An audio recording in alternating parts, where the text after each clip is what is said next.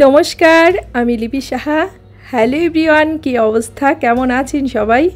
আশা করছি খুব ভালো আছেন সবাই। আমরাও ভালো আছি আপনাদের আশীর্বাদে, ঈশ্বরের কৃপায়। আর আপনারা যেখান থেকে আমার ভিডিওটা দেখছেন সবাইকে অনেক ওয়েলকাম আমার নতুন আরও একটা ভিডিওতে। তো স্বপ্নিলের স্কুলটা টানা দীর্ঘ 70 দিন বন্ধ ছিল, তো আজ থেকে ওর স্কুলটা শুরু হলো। আর আমি যেহেতু প্রতিদিন সকালেই খুব তাড়াতাড়ি ঘুম থেকে উঠে যাই, তাই আমার খুব একটা কষ্ট হয়নি। কিন্তু স্বপ্নিলের যেহেতু স্কুলটা বন্ধ ছিল, ও তো সকালে খুব একটা ওঠার দরকার হতো না, তাই ওর অভ্যাসটা যেন কমে গেছে। তারপরেও স্কুলে যাওয়ার জন্য ভীষণভাবে এক্সাইটেড। গতকাল রাত থেকেই প্ল্যান করে রেখেছে। আর বছরে প্রায় 6টা মাস হতে গেল, সেইভাবে খুব একটা ক্লাস করতে পারেনি।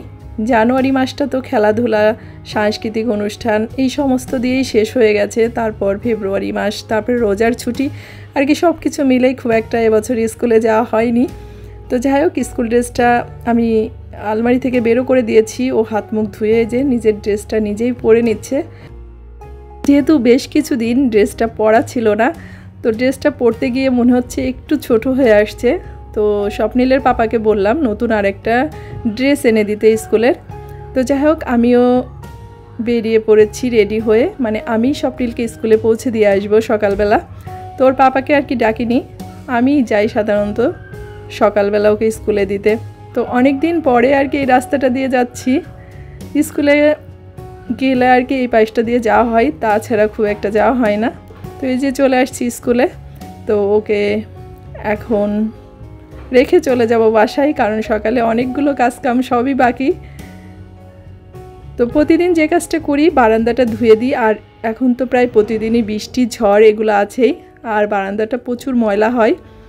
আর স্বপ্নিলের পাপা স্নানটা করার পরে এই জায়গাটায় বসেই আর্নিকটা করে তুলসী গাছের এখানে। তো আমি প্রতিদিনই আর কি ধুয়ে দিই অথবা মুছে দিই। তো আজকে ময়লাটা বেশি ছিল, তাই আর কি ভালো করে জল দিয়ে ধুয়ে দিলাম। তো এদিকে চলে আসছি রান্নাঘরে।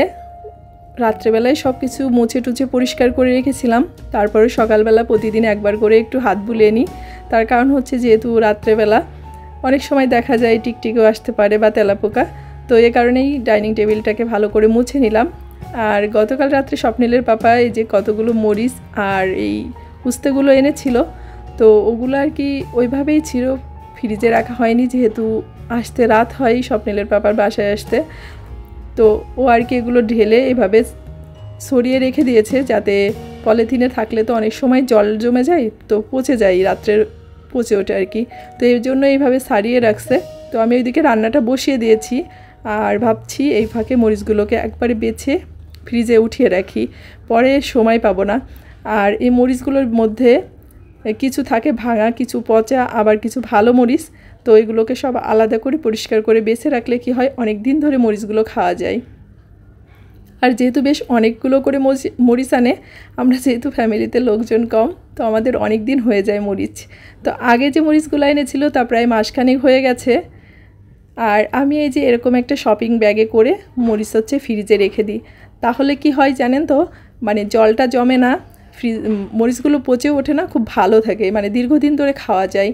তো আমাদের ফ্রিজটাতে আবার সবজি বা মরিচ এইগুলো এভাবে শপিং ব্যাগে করেই আমি রেখে দিই। তো করলা যতটুকু রান্না করব সেগুলো কেটে নিয়েছি, আর এখন এগুলোকে হচ্ছে ফ্রিজে উঠিয়ে রাখবো। তো আমি ওই যে বললাম না যে সবজিগুলোকেও শপিং ব্যাগে করে রেখে দিই, তো ওই করলাগুলোকেও এভাবে প্যাকেট করে ওই ফ্রিজে আর কি রেখে দিব।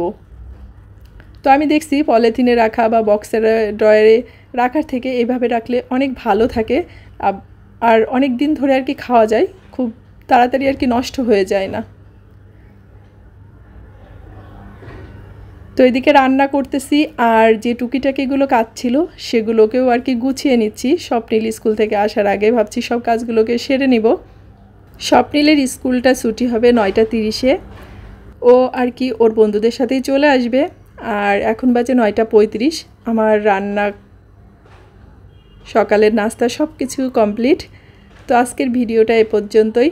সবাই ভালো থাকবেন, সুস্থ থাকবেন, আর অবশ্যই সাবধানে থাকবে। ভিডিওটা ভালো লাগলে অবশ্যই একটা লাইক কমেন্ট করবেন, আর একটু বেশি ভালো লাগলে শেয়ার করে দিবেন। তো ভালো থাকবেন সবাই। আপনাদের সাথে দেখা হচ্ছে নেক্সট ভিডিওতে। আর এই যে কি রান্না করেছি সে সব কিছুই আপনাদেরকে দেখিয়ে দিলাম।